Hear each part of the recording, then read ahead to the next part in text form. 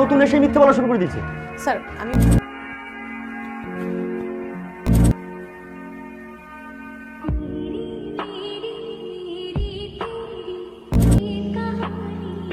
মাথা গরম? না, মাথাটা খুব ঠান্ডা। আচ্ছা কি হয়েছে আমাকে বলবি তো? কিছু না। বুঝছি। Sorry, I am very sorry. তুমি চলো আমার সাথে স্যারের রুমে চলো, স্যারকে বিষয়টা জানাই। শুরু থেকে পিছিয়ে লেগে গেছে আমার।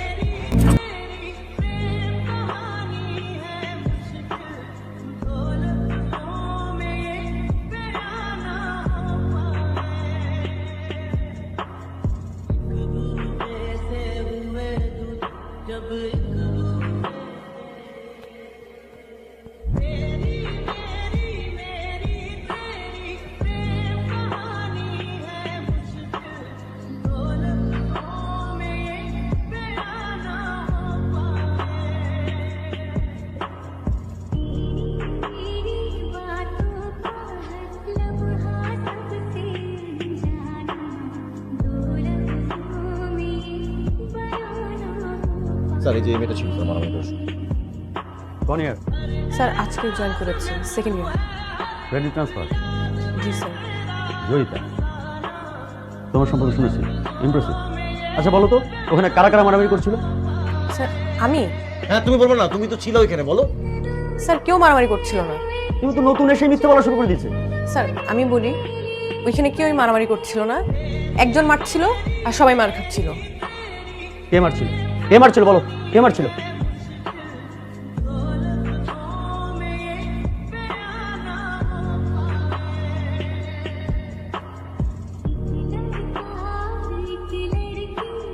স্যার উনি।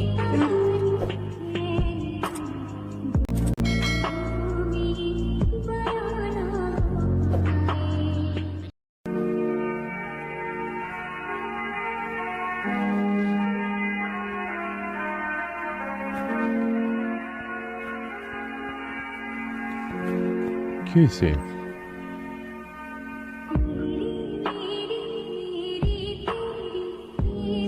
কিছু মাথা গরম? না, মাথাটা খুব ঠান্ডা। আচ্ছা কি হয়েছে আমাকে বলবি তো? কিছু না। বুঝছি, মাথা গরম। তো বুঝছো যখন, তো আরো মাথা গরম করতেছো কেন? বাবাই ফোন করছিল? না। তাহলে কি ভাইয়া ফোন করছিল? না। তাহলে সমস্যাটা কোথায়? একটা বেয়াদব ছেলে, নাম আরমান। একটা ছেলে এভাবে মারামারি করে, আমি প্রিন্সিপালের কাছে বিচার দিয়ে দিছি। ঠিক করছি না? আসলে হয়েছে কি, আমাদের কপালটাই খারাপ। আমরা মারামারি থেকে যতই দূরে থাকতে চাই না কেন, মারামারি আমাদের ঘাড়ে এসে চাইতে বসে। আচ্ছা শোন, পরবর্তীতে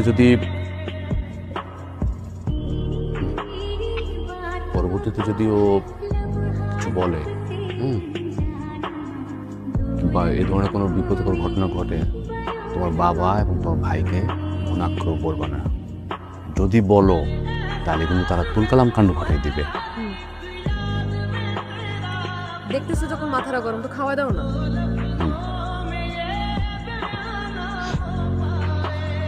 শোন, নে, আমি আগামীকাল তোর বাসাতে যাব। যে তোমার প্রিন্সিপালের সাথে দেখা করব, ঠিক আছে? না না, লাগবে না। কেন? আরেকবার করুক, এরপর জোর। আচ্ছা ঠিক আছে, যাব না।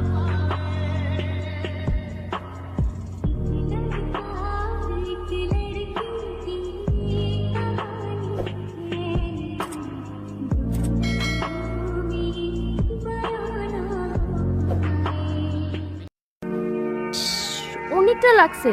ওয়েট, আমার কাছে মেডিসিন আছে।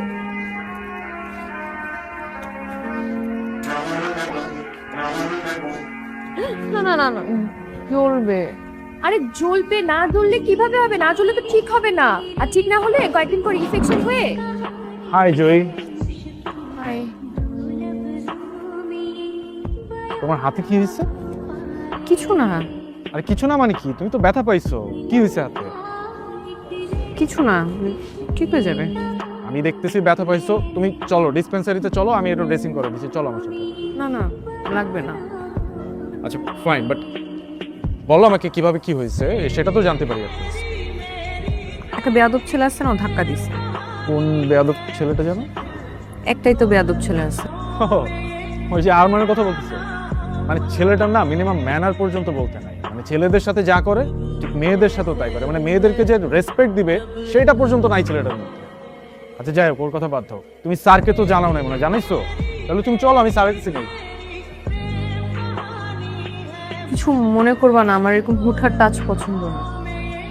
Sorry sorry, I very sorry.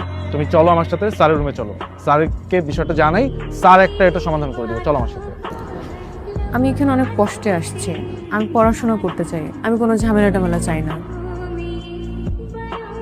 Fine, but still তোমার যদি মনে হয় যে আমাকে দরকার, you can knock me, alright? Thank you. Senior ভাই, আসসালামু আলাইকুম।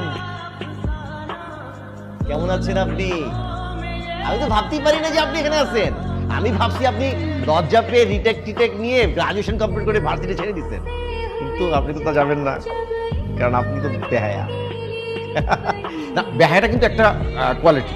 এটা হচ্ছে যে এটা হইতে মানে সাহস লাগে, বীরত্বের কাজ। আচ্ছা, তোমাদের সাথে পরিচয় করে দিই। তোমাদের সবার সিনিয়র, তোমাদের কি মনে হয় আমারও সিনিয়র হবে, আর আমি তো 6 বছর ধরে দেখতেছি তাকে। হ্যাঁ, আমার আগে কে কে দেখতে জানি না। তো তোমাদের সিনিয়র ভাই হচ্ছে আরমান ভাই। ওনার সাথে যারা ছিলেন তারা গ্রাজুয়েশন কমপ্লিট করে মাস্টার্স শেষ করে বিয়ে শাদী করে বাচ্চা কাচ্চা নিয়ে সেটেল।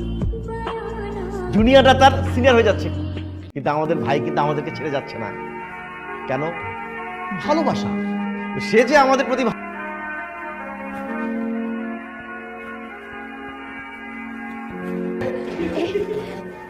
কি হয়েছে, তোরা হাসতেছিস কেন?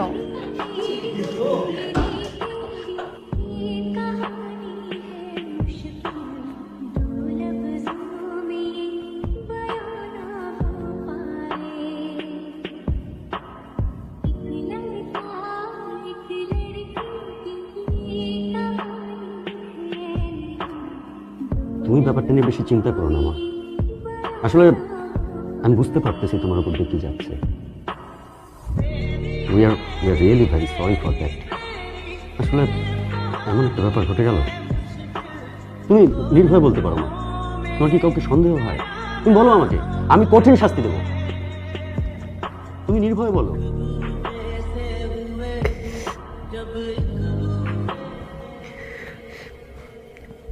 আরমান, তোমার ঘরে মা বোন নেই? চুপি, তুমি কি করে পারলে এরকম একটা কাজ করতে? স্যার, আপনি কোনো প্রুফ ছাড়া আমাকে চার্জ করতে পারেন। রাখো তোমার প্রুফ। প্রুফ শেখাচ্ছ আমাকে?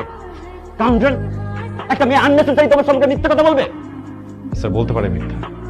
আই ডোন্ট নো, আমি এতটুকু জানি আমি মিথ্যা বলছি। একটা থাপ্পড় দিয়ে তোমার সব কটা দাঁত ফেলে দিতে ইচ্ছে করছে। কাউন্টার, শুধু আমার কাছে পর্যাপ্ত প্রমাণ নেই, আমি তোমাকে দেখে নিই। তবে তুমি ভেবে নিও না যে তোমাকে আমি ছাড় দিয়ে দিচ্ছি। আজ থেকে তুমি দেখবে তোমার জীবনটার প্রতি মুহূর্ত আমি কেমন কষ্টকর করে তুলছি। You are suspended for next 1 month.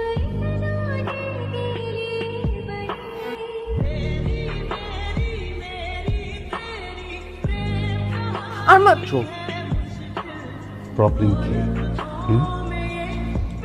শুরু থেকে পিছনে গেছো আমার। আজকে যেটা করছো এটার জন্য কখনো মাফ করবো না। খুব সাবধানে থেকো, যে কোনো সময় উল্টা পাল্টা যেগুলো চলে যাবে। ভাবছিস কেন এইভাবে ভেঙে পড়ে চলে? এখন সময় এসছে ওকে একটা উচিত শিক্ষা দেয়। আমার প্রবলেম সেটা না যে ওকে কি করতে হবে কি করতে হবে না। আমার অবাক লাগে একটা ছেলে এত নোংরা কিভাবে হইতে পারে, তারপর ওনাকে একটি স্টুডেন্ট। আমি কালই তোর ইউনিভার্সিটিতে যাব, ওকে কোর্সে একটা চড় মারবো। তোমার যেতে হবে না, প্রিন্সিপাল বলছে, প্রিন্সিপাল দেখবে। রাখ তো প্রিন্সিপাল, আমি দেওয়ানে বলেছিলাম যে আমি ইউনিভার্সিটিতে যে ওই ছেলের সাথে কথা বলি তুই আমাকে যেতে দিসনি? ও জানে কোন মেয়ের সাথে বিয়াদবি করছে? আমি এসব কারণে বাসা ছাড়ছি। বাবা ভাইয়া সবাই মারামারি কাটাকাটি। যদি বলো তাহলে আমি এখনই বাসা থেকে চলে যাব। আমি এসব চাই না।